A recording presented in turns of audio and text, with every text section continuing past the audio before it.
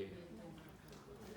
Então, gente, tô aqui com o próprio Olavo de Carvalho e eu vou conversar com ele sobre uma coisa que eu não costumo achar na internet, né? Que tem lá, que é cinema, é uma coisa que eu gosto muito e que eu sempre tive muito interesse. E eu só achei trechos, pequenos trechos falando de Senhor dos Anéis ou de ficção, qualquer coisa do tipo. Então eu tô aqui para sanar todas essas minhas dúvidas que eu tenho sobre cinema e eu acho que eu gosto de aprender, eu gosto de assistir.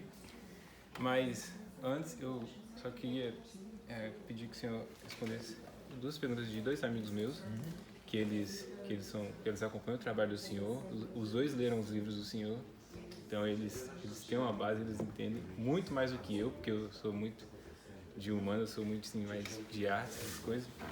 O primeiro é de Gil Mesquita, um amigo meu, ele é dublador, e a pergunta dele ele mandou em áudio. Tá bom, eu tenho uma dúvida. Na verdade, um amigo meu já me tirou essa dúvida, mas eu queria confirmar com o Olavo se realmente é isso. É sobre os conceitos de substância e acidente. Quando você vai ler sobre o que é substância e o que é acidente, a definição é a seguinte: substância é aquilo que existe por si mesma. Acidente é aquilo que existe em outro. Por exemplo, a cor. Por exemplo, a cor branca, ela não existe por si mesma, né? Você nunca vai ver a cor branca sozinha. Você sempre vai ver algo que possui a cor branca. Então, você vê uma camisa branca, você vê uma nuvem branca, você vê uma folha de caderno branca, mas nunca você vê o branco sem que ele esteja numa substância, né? Seja uma nuvem, seja uma camisa, enfim, mas existe esse algo no qual ele está. Beleza, então isso seria uma prova de que os acidentes não existem por si mesmos. Mas disse que a substância existe por si mesma. Mas eu não consigo entender o que seria uma substância sem acidente. Por exemplo, o que seria, sei lá, vamos pegar qualquer coisa, imagine uma moeda, tá? Essa moeda tem um tamanho, que é um acidente, tem um peso, que é um acidente, tem uma cor, que também é acidente. O que seria uma moeda existindo por si mesma sem os seus acidentes? O que seria uma moeda sem tamanho, uma moeda sem peso, uma moeda sem cor? Sabe? O que seria essa substância que existe por si mesma independente dos acidentes? Enfim, eu já perguntei isso para um amigo meu e... Então, ele também pediu um abraço. Olha, essa questão, ela em si mesma é simples, mas a explicação talvez seja um pouco demorada. Em primeiro lugar, o negócio não está muito bem formulado, porque aquilo que não existe por si mesmo, mas só existe numa substância, não é só acidente. Propriedade também. Propriedade é algo que faz inerentemente parte da substância, mas não é a substância. Por exemplo, a capacidade de falar é humana, mas ela não é um acidente. Ela é uma propriedade, porque ela faz parte da definição. O homem é um animal racional, portanto, é um animal que raciocina e fala. Então, temos que dividir. Agora, se ele fala, a linguagem dele é alemão, holandês, ou português, ou baiano, isso é um acidente. Entendeu? Então, tem que dividir propriedades e acidentes. Então, é claro que nenhuma substância pode existir sem propriedades e acidentes. Né? E alguns acidentes, vamos dizer, eu chamo de acidentes metafisicamente necessários, que são aqueles elementos que não fazem parte de uma substância, mas sem a qual ela não poderia existir ou não poderia ser conhecida. Eu lhe dou um exemplo. Um sujeito matou o outro na esquina, deu um tiro no outro, né? Então, você pode definir o que é um homicídio, tá certo? Então, tem uma definição substancial do homicídio. Mas por que a vítima estava no mesmo lugar que o assassino naquele momento? Isso é um fator acidental. Mas se não tem esse fator acidental, o crime não vai acontecer. Entendeu? Então é o acidente metafisicamente necessário. Assim como existem propriedades metafisicamente necessárias. Não é isso? Agora, quando o lógico diz que substância é aquilo que existe por si, o termo não é muito correto, porque nada existe por si. Tudo foi criado por alguma outra força e é dependente de outra. Então, ele existe por si apenas do ponto de vista lógico. Ou seja, logicamente, ele não é parte de outro. Né? Então, é aquilo que não é parte de outro e nem acidente de outro. Essa é a definição que dá Aristóteles. Mas essa definição é apenas lógica, não é a definição metafísica correta. Isso porque, metafisicamente, só a única substância que existe por si é Deus. O resto tudo ele criou. Então, as coisas... Deu para entender? Então, é apenas, vamos dizer, esse negócio de que a substância existe por si é apenas um termo lógico que não pode ser levado muito a sério de um ponto de vista assim, substantivo, verdadeiro. É apenas um instrumento lógico de raciocínio. Né? Deu para entender? Entendi. Eu acho que ele deve ter entendido melhor do que eu. Espero que sim. Muito obrigado. E o meu outro amigo é João Lucas. As perguntas que ele fez, eu acho que o senhor acabou de responder na aula, então acho que se ele assistir a aula já está de bom tamanho. Perguntou quais são os primeiros passos que uma pessoa deve tomar para iniciar uma vida intelectual e como a educação brasileira poderia deixar de ser tão bosta. Primeira coisa, se você quer estudar um assunto, a primeira coisa que você tem que aprender é organizar a bibliografia desse assunto, de tal maneira que essa bibliografia reflita o status questiones. Status questiones, estado da questão, é a história, a evolução do que se falou a respeito desde que começou o assunto. Então, organizar uma bibliografia que reflita a história do tema. Claro que você vai ter 1000 vezes mais livros do que você vai conseguir ler, tá certo? Mas você tem que ter essa bibliografia para você ter ideia da evolução histórica do pensamento humano a respeito. Senão você não vai saber nada nunca. Então, eu acho a bibliografia uma coisa fundamental. E segundo, você tem que ter os livros que ensinam o desenvolvimento histórico da disciplina que você está interessado. Pronto, tem a história da literatura, tem a história da química, tem a história da matemática. Esses livros são mais importantes. É mais importante, por exemplo, é mais importante você estudar um livro de história da matemática do que você estudar matemática. Porque você só vai estudar matemática que existe atualmente nessa faculdade que você está. Mas a matemática já foi muitas outras coisas e será outras ainda no futuro. Então, se você não tem a visão histórica, você pode saber operar com a matemática, mas você não sabe o que é matemática. Ok. Muito obrigado. Agora a gente vai falar de cinema, que é o que eu gosto. Tipo assim, tem um diretor que é o Martin Scorsese, que ele é católico, né? Ele fez alguns filmes bons, alguns filmes que tem padres, o padre é uma presença importante nos filmes. Eu acho que muito bom, né? Tipo, porque na Netflix só tem merda, eu procurei coisa católica. Foi ele que fez aquele filme do Tibete, passando no Tibete, 2 caras fugindo dos comunistas, uma coisa assim? Não. Não foi ele? Fugindo dos nazistas? 7 anos no Tibete? Não, 7 anos no Tibete, Eu acho que não era não o foi Scorsese, ele, não. É com o Brad Pitt, né? Mas, então eu não conheço nenhum filme do Scorsese. Taxi Driver. Taxi Eu Driver. não assisti Irishman, Taxi agora. Driver.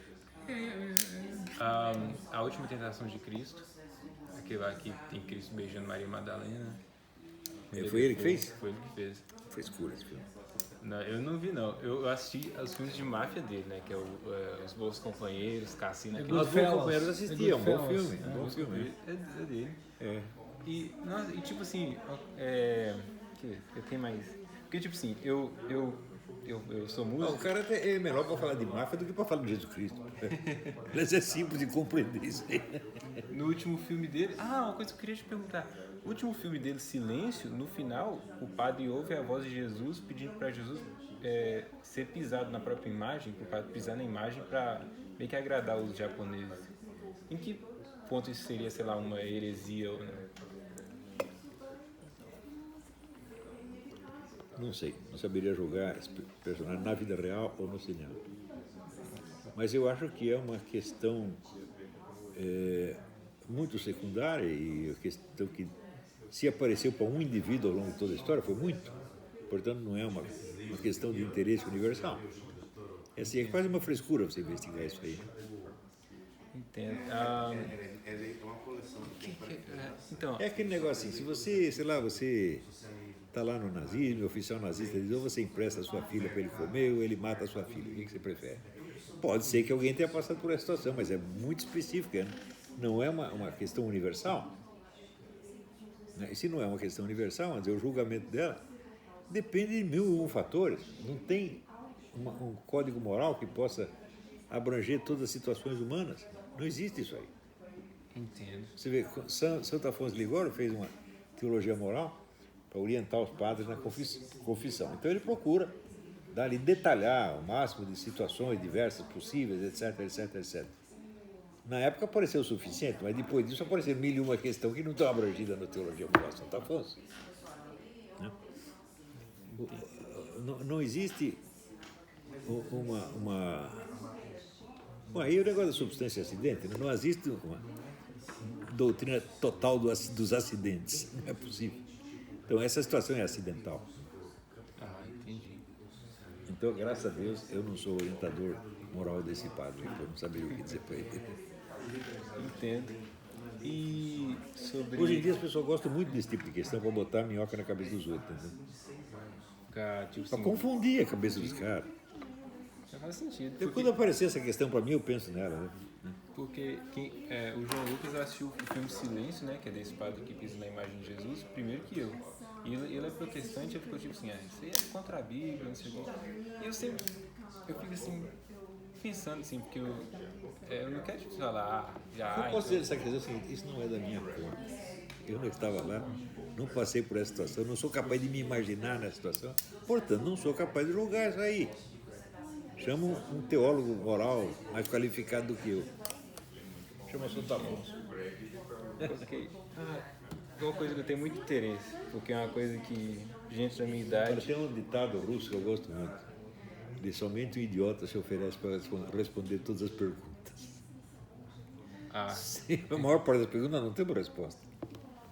Tem gente que me perguntando uma coisa assim sem sentido. Pois é. Não sei pouco. Olha, Aristóteles escreveu um livro que chama Perguntas ou Questões, e são só questões para as quais ele não tinha resposta. Tem umas 3.000 perguntas ali dentro. Aristóteles.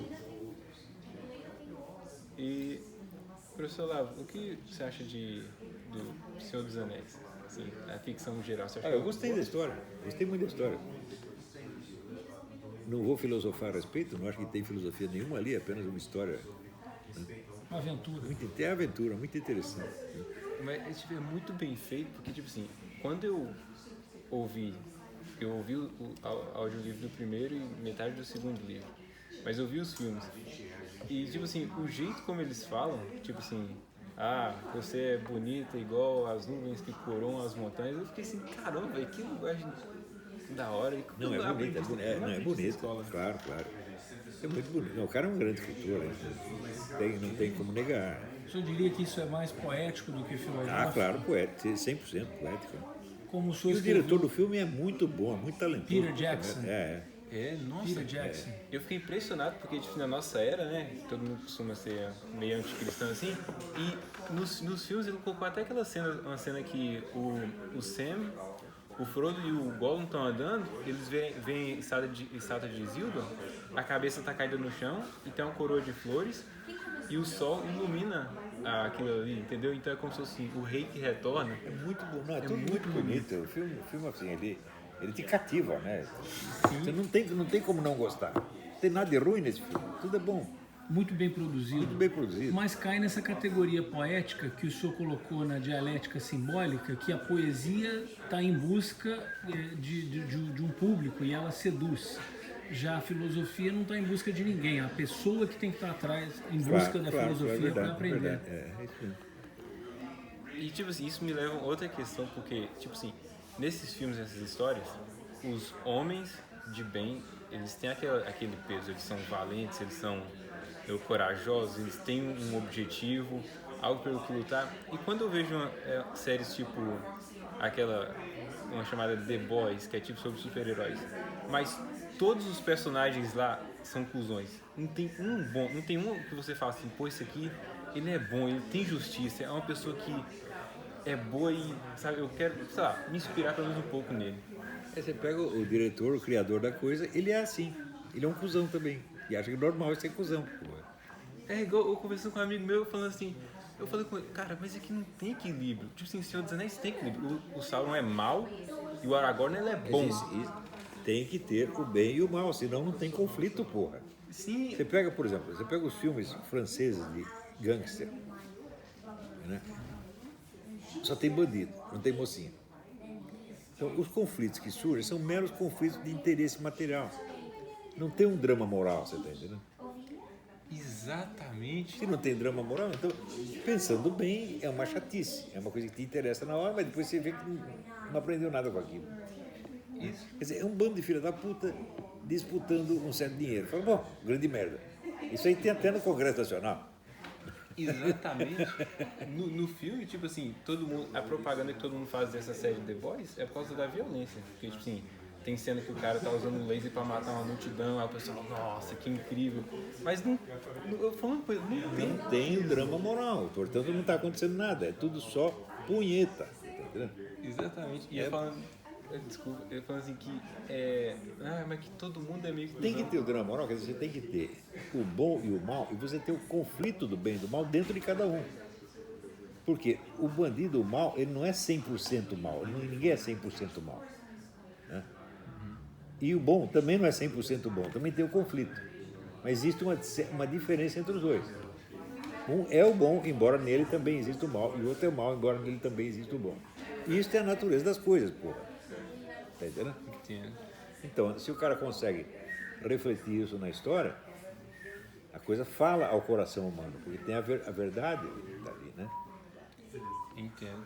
Nossa, é muito difícil, tipo assim, agora eu consigo achar com mais facilidade que, assim, se eu não tenho muita, não sei assim, empatia com ele, mas o Carlos Nogueira, eu tava vendo um podcast dele e ele falando sobre filmes, e ele falou sobre os filmes do Andrei Tarkovsky, e eu assisti e caramba, uma coisa assim, é bom, sabe, é pesado, você entendeu? Tem naqueles Solaris ali, o personagem estava lá no planeta. Foi o único filme dele que eu gostei, Solaris. O que você achou de Eu Stalker? não gosto.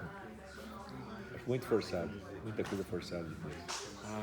E quando chegou naquele acho que é o sacrifício, tem um que chama o sacrifício, né? O sujeito tem que salvar o mundo, ele tem que comer uma mulher, transar com a mulher para salvar o mundo. Não, para. Tá Se a mulher é feia, é um sacrifício. Pois é. Foi o que Trotsky fez. Só que ele não Trotsky, salvou o mundo. pois é. Trotsky é um herói, como é aquela mulher, pelo amor de Deus. Tipo assim, é a coisa que eu queria tirar. Agora eu queria pedir a mentoria do senhor. Onde eu busco, isso vai servir para todo mundo que quiser aprender também, onde eu busco fonte para mim poder criar personagens que tenham peso dramático de bem e mal. Você tem que ler a grande ficção. Os clássicos da ficção, do romance, Dostoiévski, Tolstói, é isso. Por aí que você vai encontrar as coisas, né? Dickens, né? Nossa, eu achando que lendo Drácula ia ser... Não, tem que ler os clássicos mesmo da ficção, e do teatro também, evidentemente. Shakespeare, Racine, Corneille, né? Tem que ler tudo isso. Porque se você ler, é interessante você comparar Racine com Corneille, porque os personagens do Racine são todos afetados pelo mal. Tem um elemento de mal, de pecado, no fundo de todos eles. E o Corneille só vê a grandeza, o heroísmo, a beleza, né? É bom você ler os dois para fazer o contraste. Entendo. Corneille é autor do El Cid, história do Le Cid. Né? Você viu o filme? El Cid? Não. O filme com Charlton Heston, né? É a história do Corneille. Pierre Corneille. E vamos dizer, o Shakespeare é um autor que você tem toda a gama das emoções humanas ali. Está todo mundo inteiro ali, se você pensar bem. Tem o bem e o mal, a dúvida, o medo, né? A esperança, está tudo ali. A traição, a coragem. Tudo. E todo mundo que se mete, assim, a coisa que eu percebi, todo mundo que se mete a fazer uma coisa super cult, super bem feita, usando, sei lá, artefatos de religiões e tudo, igual uma série chamada Warrior Nun, que significa uma coisa tipo freiras guerreiras. Eu vi o primeiro episódio dessa série da Netflix e eu fiquei assim, tá, mas que hora que elas rezam? Elas não rezam. É freira que não reza. Eu fiquei assim... É incrível. Não faz sentido. Aí eu falei, não faz sentido mesmo. Não faz sentido assistir, não vou perder Não, tempo. todo mundo quer dar palpite sobre esses assuntos elevadíssimos, mas não sabe contar uma história simples. Na série a pessoa ter, sei lá, uma pessoa escolhida. A presunção é a coisa que mais estraga o mundo. Tá? Quer dizer, o cara achar que ele é mais do que ele é mesmo. Você tem que saber os seus limites, a sua capacidade, até onde vai, distinguir o que você sabe, o que você não sabe. É um dos meus maiores medos também. Meus maiores medos também tipo, surgiu um rumor de que na nova série da Amazon sobre o Senhor dos Anéis vai ter nudez e cenas de sexo. Bom, isso não tem problema, isso aí existe desde que o mundo é mundo. Na Bíblia está cheio de nudez e cena de sexo. Não vejo problema nenhum. Aí que, assim, pessoalmente eu não gosto muito. Eu simplesmente, assim, é uma coisa que... Falei, eu confesso que eu gosto. Eu sempre gostei de ver as mulheres peladas.